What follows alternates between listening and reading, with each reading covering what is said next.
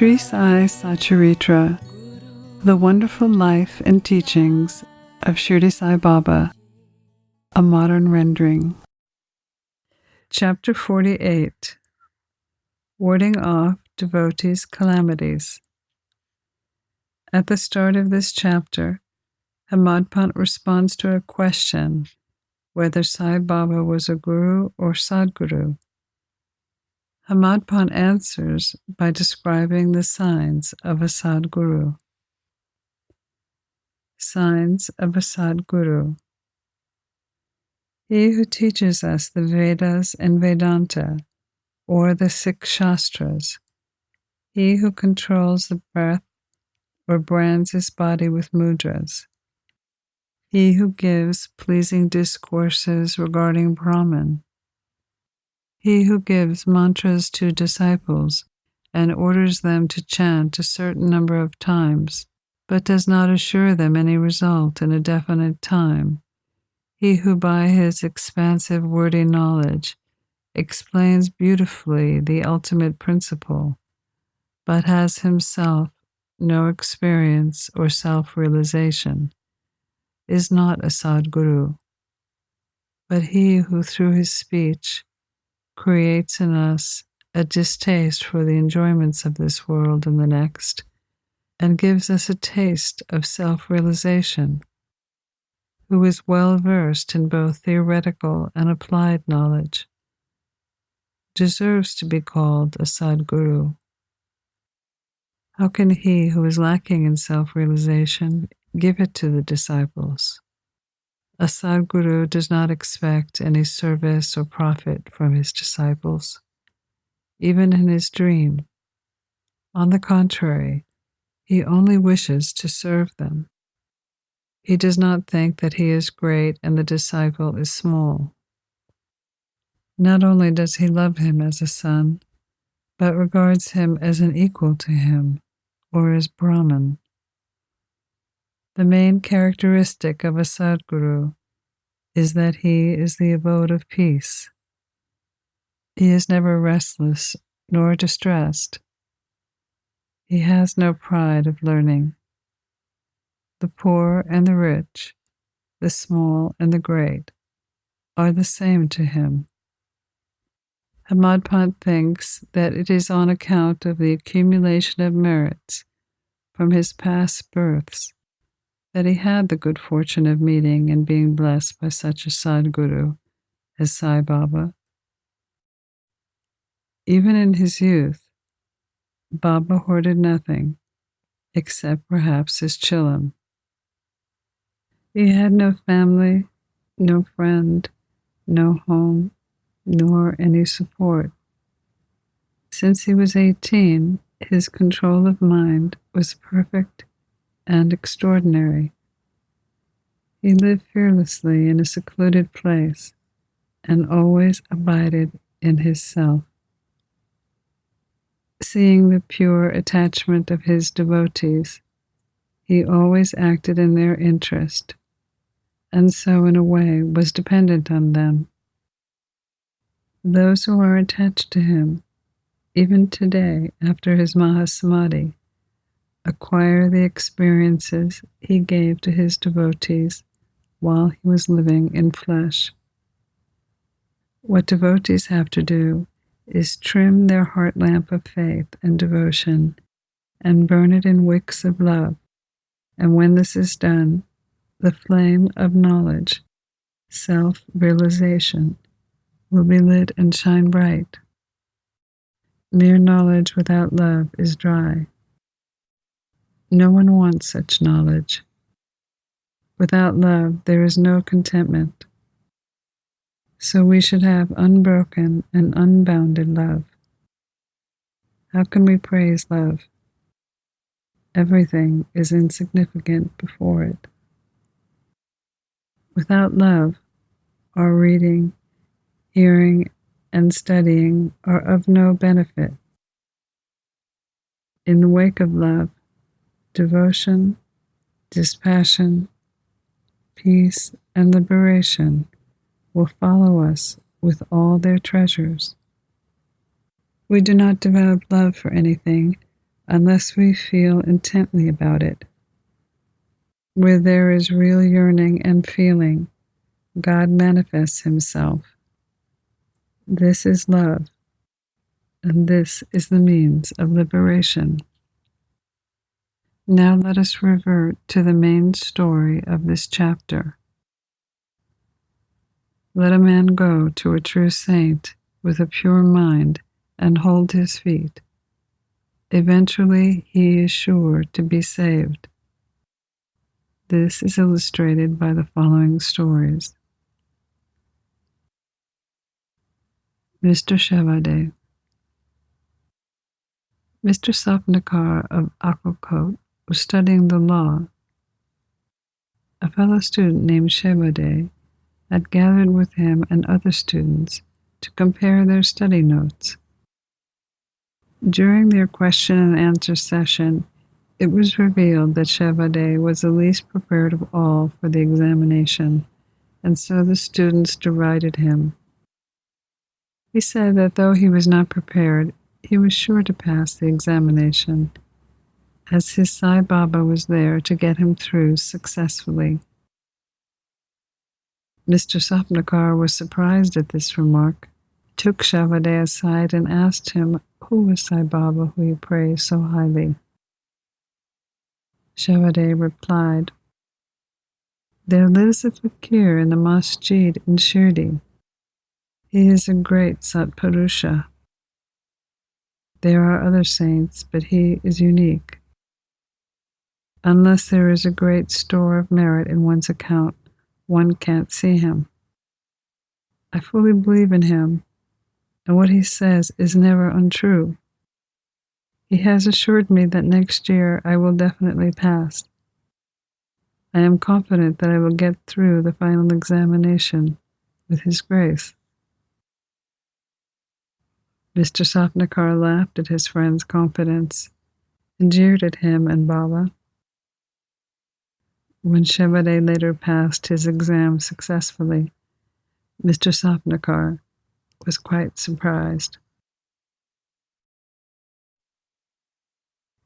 The Sapnakars. Mr. Sapnakar passed his examination, settled in Akkalkot, and practiced law there. 10 years later, in 1913, he lost his only son to a throat disease. This broke his heart. He sought relief by making a pilgrimage to Pandharpur, Gangapur, and other holy places. He found no peace of mind. He also read Vedanta, which did not help. In the meantime, he remembered Shevade's remarks and faith in Baba and thought that he should go to Shirdi and see Baba. So he went to Shirdi with his younger brother and was much pleased to see Baba from a distance. He went close and with pure devotion, prostrated before Baba, placing a coconut before him. But Baba immediately cried out, "Get away!" Sapnakar hung down his head, moved back, and sat to the side. He wanted to consult someone who could advise him how to proceed. Someone mentioned Bala Shimpi's name. Sapnakar saw Shimpi and sought his help. They both bought some photos of Baba and came with them to the masjid. Shimpi took a photo in his hand, gave it to Baba, and asked him whose photo it was. Baba said that the photo was of the lover of him, pointing to Sapnakar. Saying this, Baba laughed and everyone joined in. Shimpi asked Baba why he laughed and beckoned Sapnakar to come forward and have darshan. When Sapnakar began to prostrate before Baba, Baba again cried, "Get out!" Sapnakar did not know what to do. They both joined their hands in prayer and sat before Baba praying. Baba finally ordered Sapnakar to leave immediately. Both devotees were sad and dejected. As Baba's order had to be obeyed, Sapnakar left Shirdi with a heavy heart, praying that he would be allowed to have darshan next time. Mrs. Sapnakar. 1 year elapsed. Still his mind was not at peace. He went to Gangapur, where he felt even more restless. Then he went to Madagan and finally decided to go to Kashi. 2 days before starting, his wife had a vision. In her dream, she was going with a pitcher to Latska's well. There, a fakir with a piece of cloth around his head, who was sitting at the foot of the neem tree, came close to her and said, "My dear lassie, why get exhausted for nothing? I will get your pitcher filled with pure water." She was afraid of the fakir and hurried back with the empty pitcher. The fakir followed her. At this, she was awakened and opened her eyes. She told this vision to her husband. They thought it was an auspicious sign, so they both left for Shirdi. When they reached the masjid, Baba was not there. He had gone to Lendi, so they waited for his return. When he returned, she was surprised to see that the fakir she had seen in her vision looked exactly like Baba. She prostrated herself with devotion before Baba and sat looking at him. Seeing her humility, Baba was much pleased and began to tell a story to another person there in his characteristically peculiar fashion. He said, "My arms, abdomen, and waist have been paining me for a long time. I took many medicines, but the pain did not stop. I got sick of the medicines, as they gave me no relief. But I am surprised to see now that all the pains have immediately disappeared." Though no name was mentioned, it was the story of Mrs. Sapnakar. The pains, as described by Baba, soon left her, and she became happy. Then Mr. Sapnakar went ahead to take darshan. He was again welcomed with the same, "Get out!" But this time he was more repentant and persevering. He knew that Baba's displeasure was due to his past deeds and resolved to make amends for them. He was determined to see Baba alone and ask forgiveness for his past actions. This he did. He placed his head on Baba's feet, and Baba placed his hand on his head. Sapnakar then sat stroking Baba's leg. Then a shepherdess came and began massaging Baba's back at the same time. Baba began to tell a story of a merchant in his characteristic way. He related the various vicissitudes in the merchant's life, including the death of his only son. Sapnakar was surprised to see that the story which Baba related was actually his own, and wondered how Baba knew every detail of it. He realized that Baba was omniscient and knew the hearts of all. When this thought crossed his mind, Baba addressed the shepherdess while pointing to Sapnakar and said, "This fellow blames me and charges me with killing his son. Do I kill people's children? Why does this fellow come to the masjid and cry? Now I will do this. I will bring that very child back again in his wife's womb." With these words, Baba placed his hand on Sapnakar's head, blessing and comforting him, saying, "These feet are old and holy. You are carefree now. Place all your faith in me, and you will get soon what you desire. Sapnakar was moved with emotion and bathed Baba's feet with his tears, then returned to his residence. He made preparations for worship and Naivedya, then returned to the masjid with his wife.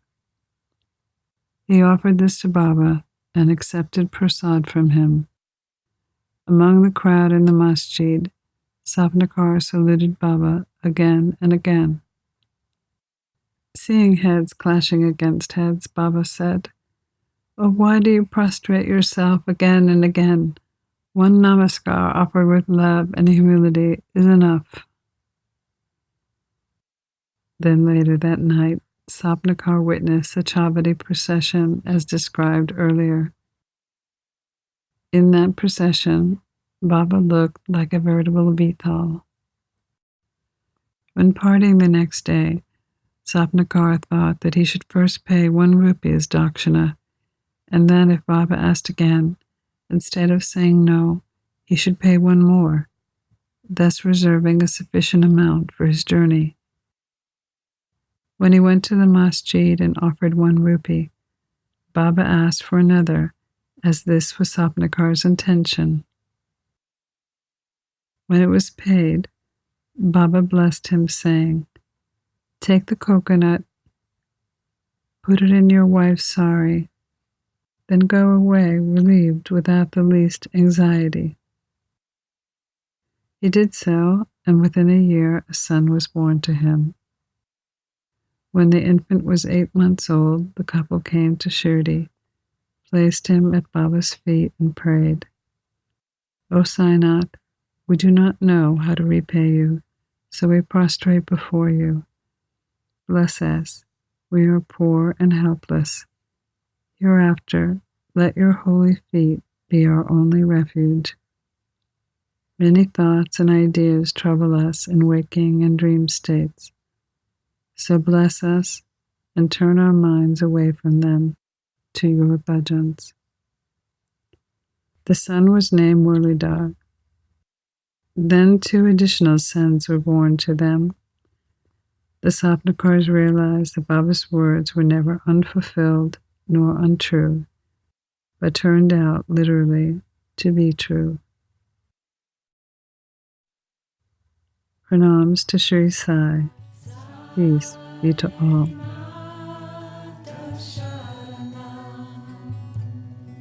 You've been listening to a modern rendering of Hemadpant's The Sri Sai Satcharitra, the wonderful life and teachings of Shirdi Sai Baba, edited and narrated by Monika Penukonda.